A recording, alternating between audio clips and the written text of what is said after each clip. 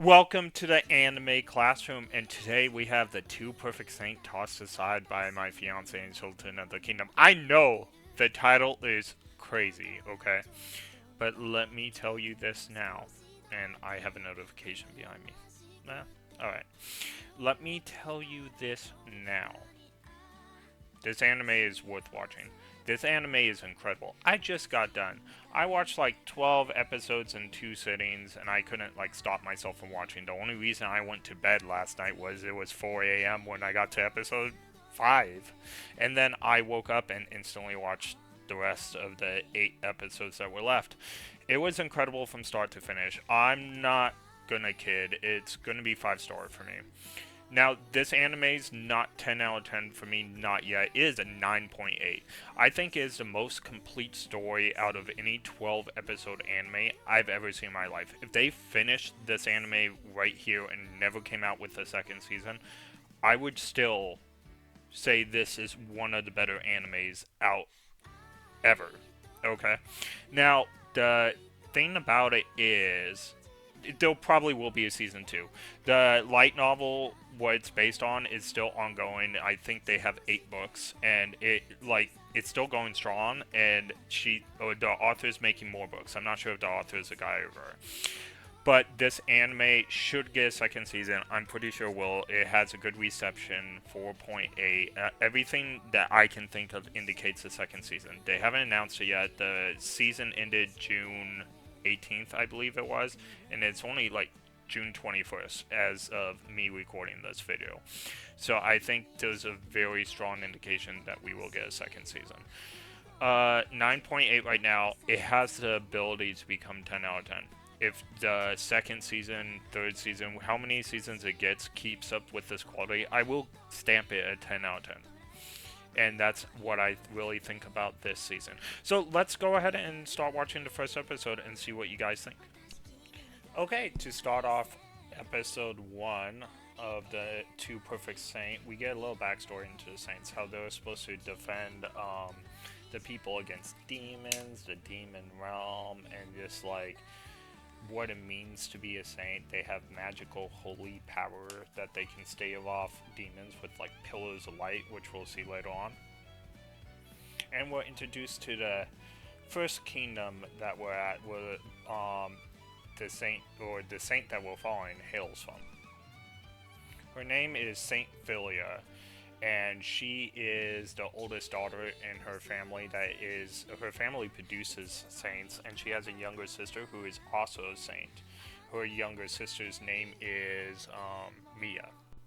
Now, Mia is presumed to be the nicer of the two because she smiles at people, and I guess Philia doesn't smile at people, so more people have a favorable position towards Mia.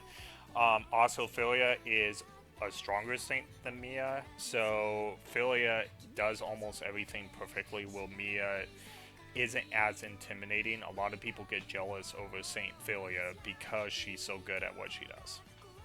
Like, look at this guy. This guy spends all his time scheming against Philia, trying to find something that she's not capable of doing, and he always loses. But that's out of like jealousy towards her, and most of the kingdom is jealous towards Saint Philia. Something that's really different in this show, though, is the sister's not in on this jealousy. Even though Mia is like better, she loves her sister Philia. Her like companionship and love towards her sister is not in question in this anime whatsoever. As we can see in this next scene, how her sister literally dotes on Philia. They have a genuine, sweetest relationship in the world. And what's really cool about this animation is not only Philia gets a full story, Mia gets a full story throughout these 12 episodes as too. So you're following 2 different stories at the same time.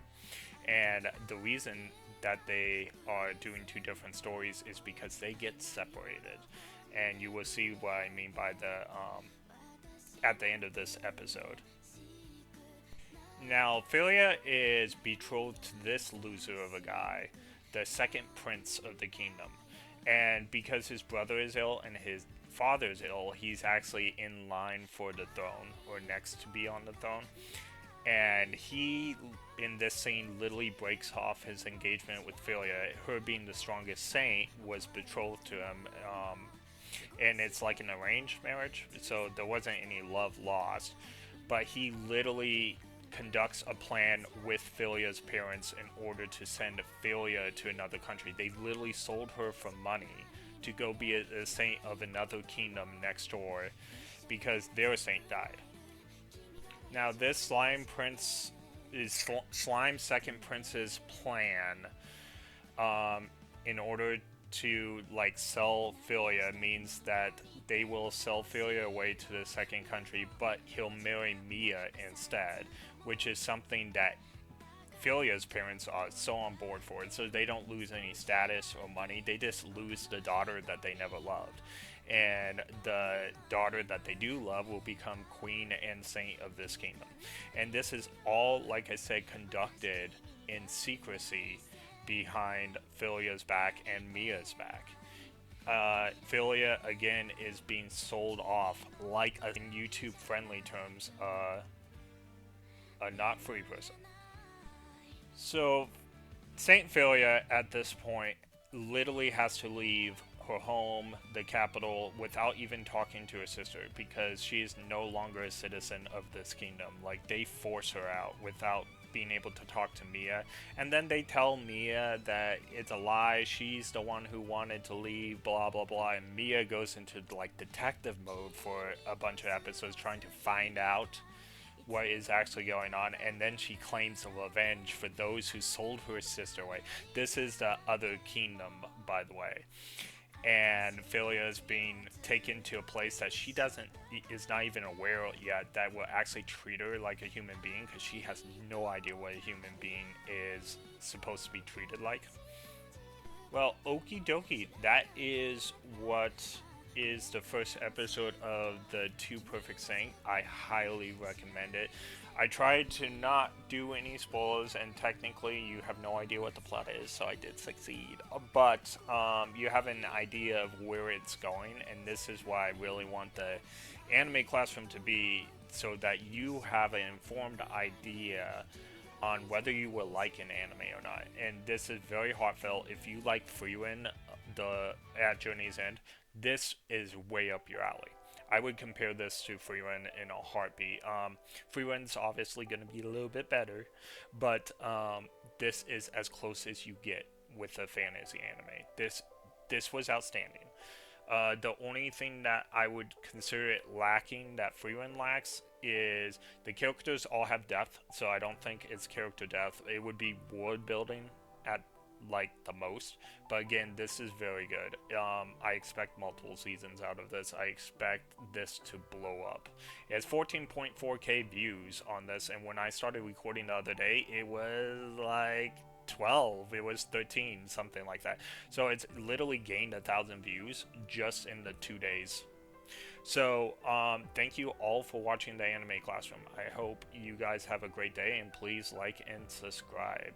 I would greatly appreciate it.